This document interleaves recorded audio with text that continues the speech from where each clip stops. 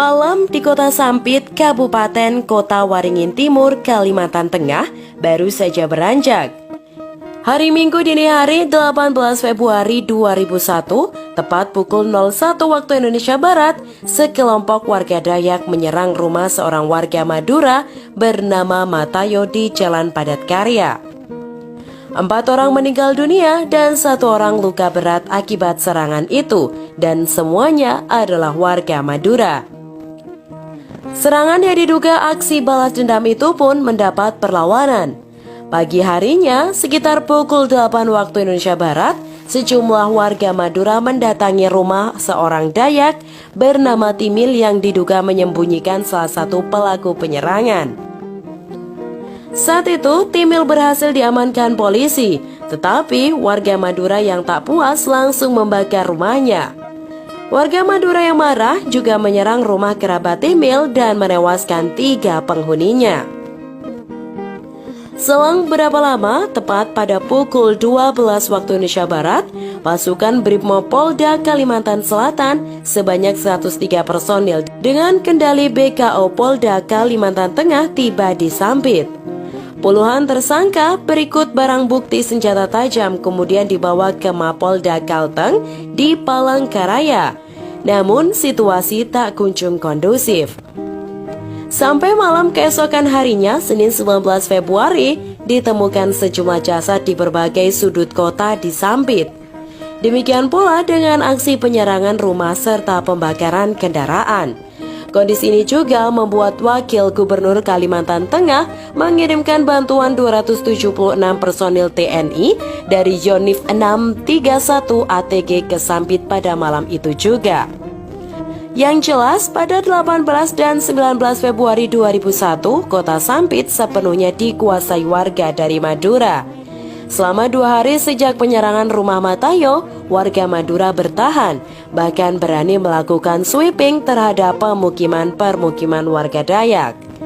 Namun, situasi berbalik pada 20 Februari 2001, ketika sejumlah besar warga Dayak dari luar kota berdatangan ke Sampit. Warga Dayak pedalaman dari berbagai lokasi daerah aliran Sungai Mentaya seperti Seruyan, Ratu Apulut, Perenggean, Katingan Hilir, bahkan Barito berdatangan ke kota Sampit melalui hilir Sungai Mentaya dekat pelabuhan. Ratusan warga Dayak itu lalu menyusup ke daerah Baamang dan sekitarnya yang merupakan pusat permukiman warga Madura. Mereka mampu memukul balik warga Madura yang terkonsentrasi di berbagai sudut jalan Sampit. Hari-hari berikutnya, gelombang serangan warga Dayak terus berdatangan. Bahkan sebelum menyerang, seorang tokoh atau panglima Dayak dikabarkan lebih dulu membekali ilmu kebal kepada pasukannya. Karena itu, saat melakukan serangan, biasanya mereka berada dalam alam bawah sadar. Bahkan, mereka juga dibekali indera penciuman tajam untuk membedakan orang Madura dan non-Madura. Berada di atas angin, warga Dayak melebarkan serangan ke berbagai kawasan di kota Waringin Timur. Warga Dayak pun praktik menguasai hampir seluruh wilayah Kalimantan Tengah, kecuali Pangkalan Bun yang tetap aman karena hampir tak ada warga Madura yang tinggal di tempat tersebut.